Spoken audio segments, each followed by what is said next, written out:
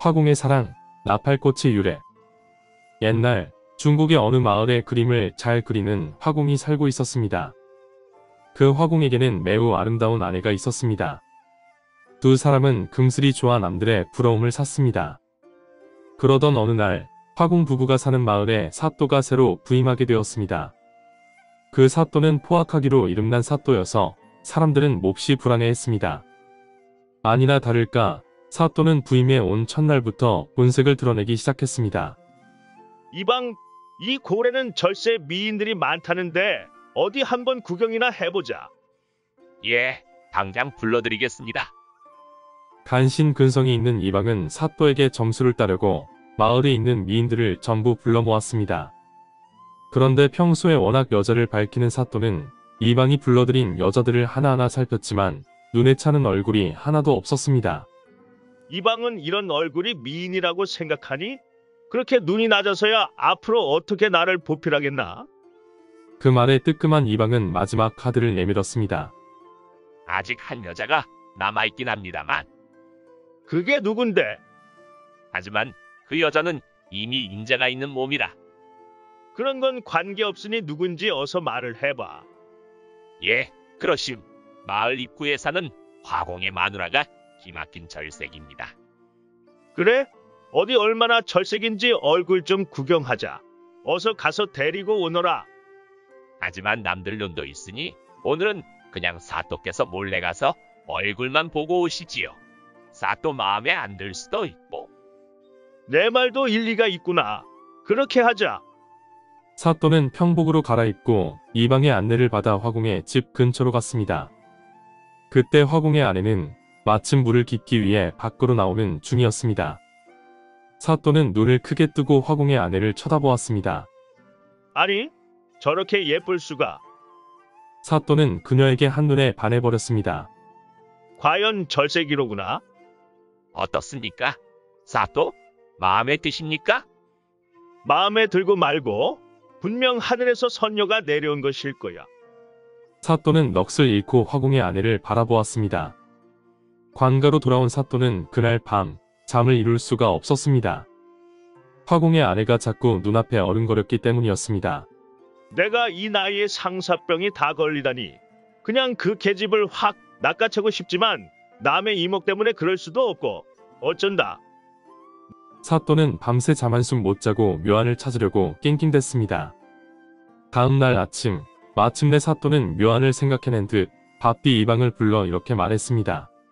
너는 지금 당장 화공의 집으로 가서 그 여자를 끌고 오너라.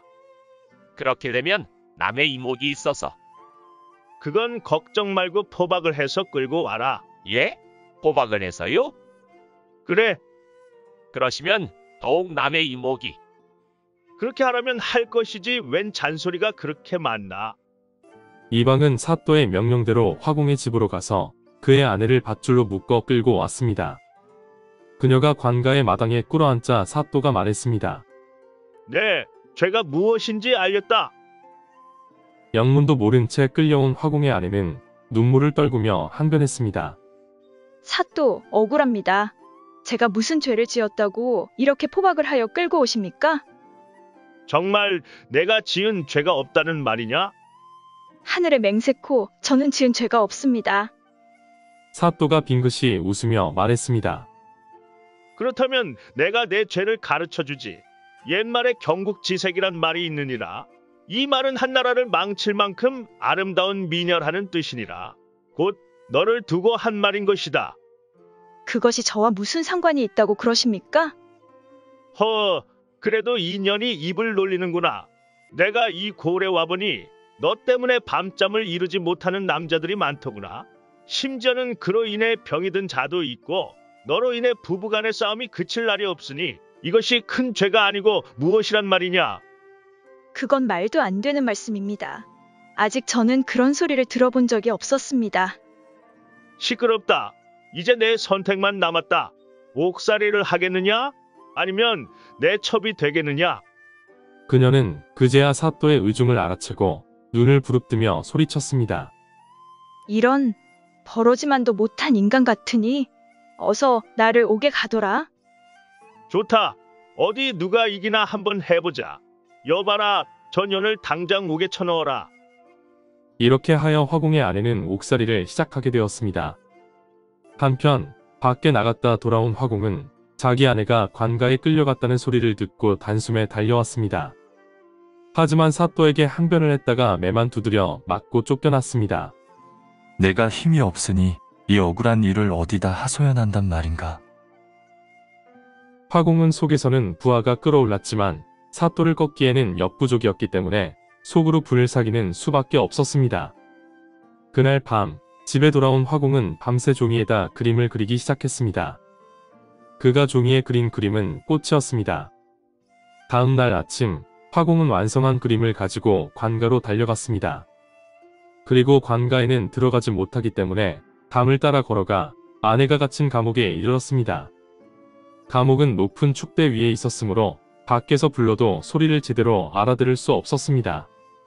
화공은 아내가 갇힌 감옥 밑에 주저앉아 땅을 팠습니다. 그리고 자신이 밤새 그린 그림을 땅에 묻고 흙을 덮었습니다. 화공은 그 일을 하면서 얼마나 울었는지 흙이 흥건히 젖을 정도였습니다. 그리고 이튿날 아침 화공은 스스로 목숨을 끊었습니다.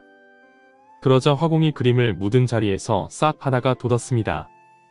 그러더니 그 싹은 거침없이 줄기를 뻗고 단숨에 화공의 아내가 갇힌 감옥의 창살까지 이르렀습니다. 화공이 흘린 눈물이 거름이 된 셈이었습니다. 창살 앞에 다다른 줄기는 마침내 꽃 한 송이를 피웠습니다. 그 꽃은 나팔 모양과 흡사했습니다. 그래서 사람들은 그 꽃을 나팔꽃이라 불렀습니다. 그 꽃은 아침에 만개했다가 낮이 되면 오므라들었습니다. 억울함을 참지 못하고 죽은 화공의 넋이 죽어서도 저승으로 가지 못하고 이승에 남아 아내의 얼굴을 보기 위해 꽃이 되었다며 사람들은 혀를 차며 동정했습니다. 나팔꽃은 꽃잎이 연약해 한낮의 더위를 견디기 어려워 이른 아침 꽃을 활짝 피운 후 한낮에는 진다고 합니다. 이는 힘이 없어 자신의 사랑을 지키지 못한 화공의 안타까운 사연과 닮아 있습니다. 5060 건강하고 행복한 인생을 응원합니다. 브라보 실버 구독과 좋아요는 사랑입니다.